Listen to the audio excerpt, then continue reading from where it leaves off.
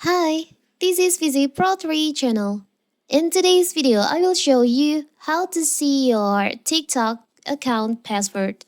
Before you get started, don't forget to subscribe and turn on the notification to keep you updated about this channel. So, let's go.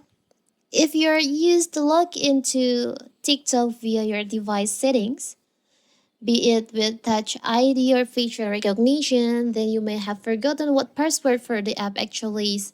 Don't worry, in this video I will show you how to check your password on your TikTok.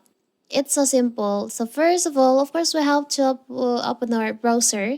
Here's I'm using Chrome. Now you can just tap on the upper right corner, the three dots over here. Tap on settings. You can scroll down, tap on Google Password Manager. Here you can search for tiktok.com. Here's TikTok. You can just tap on that. You can enter your screen lock.